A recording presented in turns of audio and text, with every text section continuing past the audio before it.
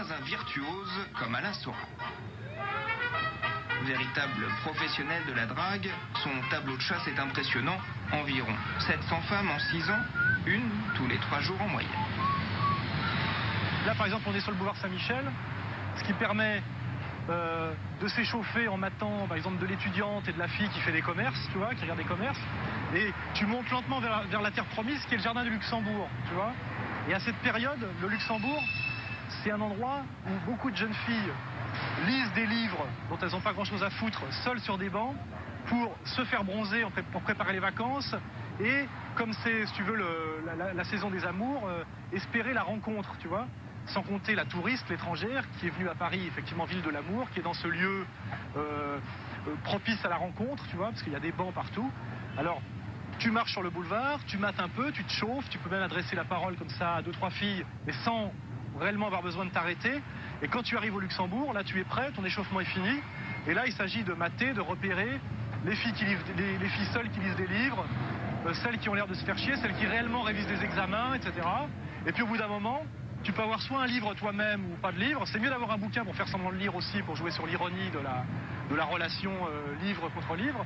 Et puis au bout d'un moment, tu t'assois et puis tu abordes franchement, quoi. Genre alors, on fait semblant de lire, on prépare les vacances, on bronze, etc. Le Luxembourg, à partir du printemps jusqu'en septembre, c'est le paradis, si tu veux, du dragueur, quoi. Où je vais.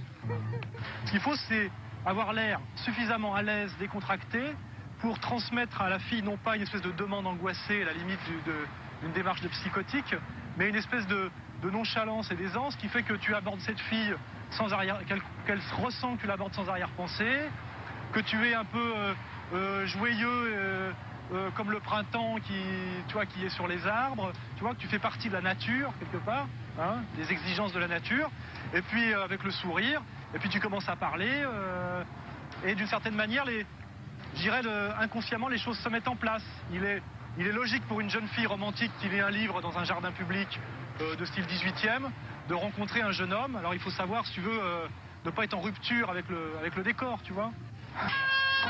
À 37 ans, Alain Soral ne pratique plus, trop vieux, dit-il. Préférant l'écriture au terrain, il est l'auteur d'une sociologie du dragueur. Quand vous voyez une belle femme dans la rue, vous êtes assis à une terrasse de café, vous dites elle est belle et vous imaginez que vous pourriez être son amant, etc. Et vous avez la souffrance de la voir s'éloigner et que le rêve ne devient pas réalité. Or, le dragueur, c'est celui qui, par sa pratique, par son courage, par sa capacité à agir, peut transformer comme un démiurge le rêve en réalité.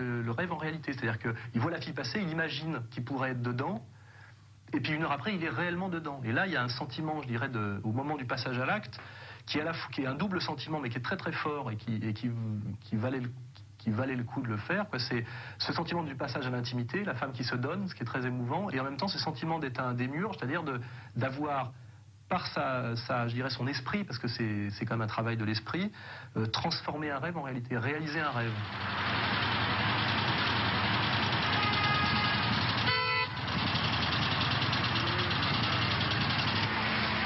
Nous sommes ici au rond-point des Champs-Élysées, là où se tient la partie théorique du stage. Alain Soral y joue le rôle d'intervenant, faisant profiter les élèves de cette école particulière de son expérience. Il y a quand même cette idée profonde chez l'homme, c'est que quelque part, vouloir baiser une femme qui vous plaît, quelque part c'est une faute. Pourquoi ? Parce que la mère est sacrée, hein, il y a cette idée-là.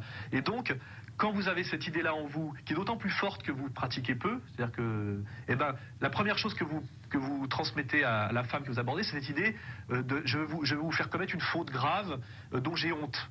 Or, une femme, en plus quand elle est jolie, trouve tout à fait normal qu'un homme la désire, et il n'y a rien de pire pour un homme que d'essayer de lui faire croire autre chose, et il va l'aborder pour lui demander l'heure, un numéro de rue, et il va lui faire attention, je vous aborde pas parce que vous me plaisez. Alors c'est la faute stratégique type.